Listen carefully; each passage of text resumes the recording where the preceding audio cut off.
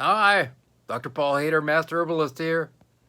Well, anytime we ruminate about the past or ruminate about the future, we're creating stress, and that actually ends up creating inflammation in our body, and that inflammation creates disease, whether it be kidney disease or whether it be heart disease or cancer or whatever else.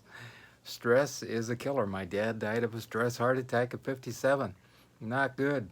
We need to deal with our past. There's absolutely no doubt about it.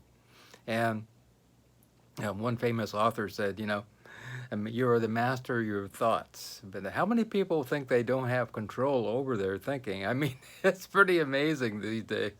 They don't, they don't think they have any control whatsoever. Well, I know I am the master of my thoughts. And that means we're not a keeper of our own being if we're not the master of our own thoughts. And I see that with so many people as to why they can't sleep at night, also. And many times that has to do with the fact that they're not willing to forgive, forget, and move on, or listen to their body and allow themselves to make a change. I was just this morning got a comment from a man who was talking about circadian rhythms. And I told him, you work nights, and that's all well and good, and you probably make a good living, but it's really not good for you. And he was kind of like, yeah, you know what? That's not a good thing to say and all this, but you know what? The body knows what's going on, and no matter how we slice it or dice it, the body knows that we're supposed to be sleeping when it's dark out, and we're supposed to be awake when the sun's out, and that studies have been done with that. And eventually, it was interesting that he came around, and at the end, he changed his hours and started, working days. And he got back to me and said, "You know what? I'm sleeping better, and I want to thank you." And it's like, wow. See that there we make a change in our being. We actually made a change in our past because we let go of being the old way, and we could become a new person to be able to become something amazing. And he also let go of some stress in his life because, working outside of our circadian rhythms causes a lot of stress. There's no doubt about it. Actually cuts 10 years off a person's life. And so it's really important that we allow ourselves to, listen to those thoughts. Am I making sense? Um, we can actually say, oh, Dr. Hader's full of it. You know what I mean? I can work whatever hours I want and it's not going to make any difference. Well, your body knows. Absolutely, your body knows. I know a man who flies for big airlines and they're constantly up. They sleep 3 hours on, 3 hours off, and you can see it in his body. It really has taken a toll and not good. It really is not good. So we can say all we want. We can try to, protect our ego in all kinds of ways, but the reality is, it really isn't good when we just don't listen to our body and we allow our ego to just keep us moving in the same direction, which we know is going to be fatal in the end. Also, you are the molder, the one who creates, the one who is a sculptor for the character of who you are.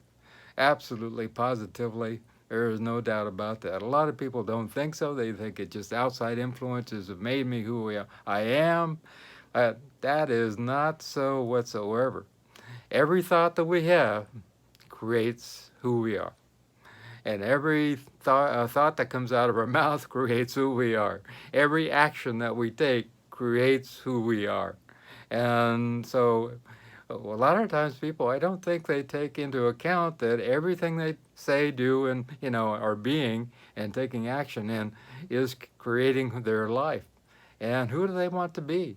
That's a good question. You know what I mean? Are we dwelling on the past and we ruminating about the past? Now, I'm never going to forgive my ex-husband, or I'm never going to forgive, those people who were mean to me next door, or I'm never going to forgive my, my oldest son, or whatever it is. And these things just keep creating inflammation in the body. And that eventually creates disease. And I've seen these people eventually die early. And it's really not necessary at all. And we can create our new way of being. We can have an epiphany. And epiphany was in a great awakening. And we say, you know what? I'm not going to be angry with anybody anymore. I'm not going to go there. It's just not the way I am inside anymore. I will not be that way.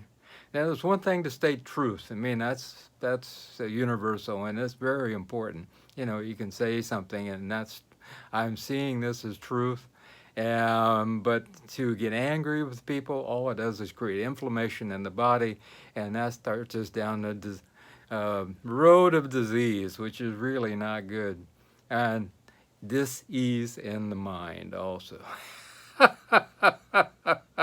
A very tough thing, you know what I mean? Because we keep allowing ourselves to be in this anger mode about the past, the anger mode about the future, the anger mode about the present.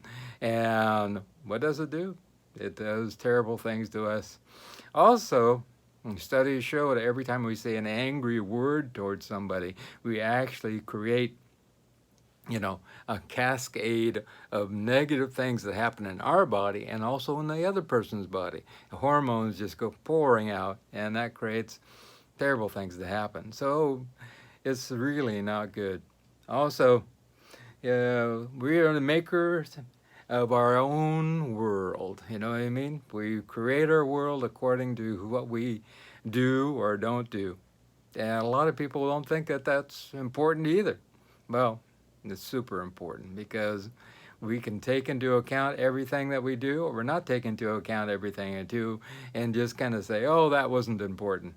Well, karma-wise, it's really important, because everything we do adds up that karma. It's kind of like having a big backpack, and we're stuffing stuff into it. Eventually, we can get to the point where it drags us down to the ground, and we can't move. And we wonder why our life is stuck, because we can't move with all that bad karma on us. And one particular man comes to mind that he's always in an angry mode and attacking people, and he's wondering why his life is so terrible.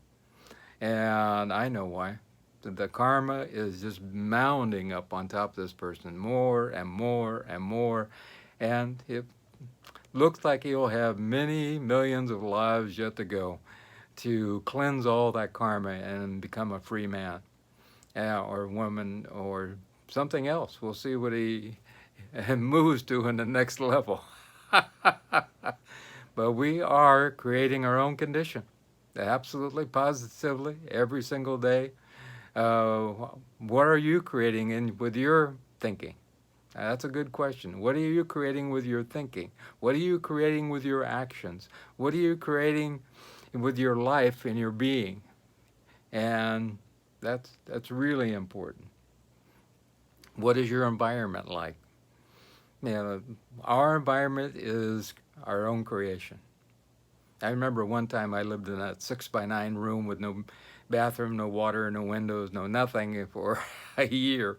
And I have to tell you, my past karma was creating that, and God was bringing that to me to be able to have some great compassion for people. And I know that what they're going through, like I was going through, I would scream at night, God, I'm not giving up. And things are going to be good in the future, and absolutely. And I knew that I was learning a lot of lessons. And we have to be thankful for whatever we have, even when we have terrible things going on. And that is very hard for some people, I'm telling you. Very difficult for some people to be thankful for the negative things, or what we call negative things in our life. We are angry and grumpy about the negative things that happen in our life. We only pile on more karma.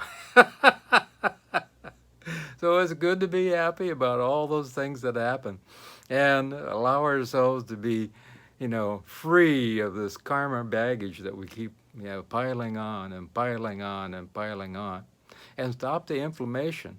The inflammation is a route towards disease, whether having kidney disease or whether a person has arthritis all the time, or the person has heart disease. We know now also it breaks down the lining of our gut and we create autoimmune disease. My dad had terrible arthritis. My dad was kind of a raging person, and he was mad because of things that happened in the past. And I tell you, if he would have let that go, he would have been let go of a lot of his disease conditions because of that. And I think it's really important that we allow ourselves to let go of that past. It doesn't even exist anymore. The only place it exists is right here. We keep holding on to it. So we recreate it, recreate it, and recreate it over and over and over again. And we keep dwelling upon it. I know a particular person right now who gets sick all the time because they constantly remembering the past and being angry about the past and being allowing themselves to be sucked into this stuff and seething and angry and allowing themselves to have hatred, and all that does is create super amounts of inflammation in the body, and eventually terrible things happen. And I think it's really important that we allow ourselves to get past that. Also, we create our destiny. Absolutely, positively. Every time that we think about the past, every time with disdain, every time we think about the past with anger, every time that we think about the past with hatred, we are creating our destiny, where we're heading right now. A lot of people think more about the past than they do about the present. And that means they're not present whatsoever. So that means usually that their choices in the present are very poor, and allowing themselves to not take the road of love. They're always taking the road of hatred, always taking the road of anger. And guess where that takes them? I think it's really interesting. We wonder where we're headed when we really already know. I think that's very interesting. And so we allow ourselves to find freedom, allow ourselves to find the destiny that we want, even the unconscious things. I think it's really important to do some unconscious work. Things like I do a process called spiritual breath work, where that brings up all the unconscious cleansing that needs to be done also. And lots of different ways of, you can do hypnosis and many different ways of cleansing out the unconscious. And I think meditation also helps with that too. And also the Vipassana meditation retreats, I think the 10-day retreats also help to cleanse that out also. Because when we finally get to a super state of peace, some of that stuff comes up and it's released. And so we start to allow ourselves to shape our destiny in the right way. And we cannot get to where we really want to go unless we deal with all this stuff that's back here. And we start pulling stuff out of that karma bag, you know what I mean? And we lighten our load and we allow ourselves to really feel freedom deep down inside. I mean, I want freedom. I don't know if you want freedom, but that's really what I want deep down inside. And allow people to be whoever they want to be, and allow them to be at peace, and send them love whenever and wherever I meet them, and allow them to be whatever they want to be. We can only work on this for ourselves. We can't help somebody else do this. Absolutely, positively, there's no way to do this for anybody else. I can work on me, you can work on you, but I can't work on anybody else in the process of getting rid of their anger towards the past, or anger about something that's happening now, or whatever. That's an inside process that has to be worked on from the inside out. And I hope you'll do the work.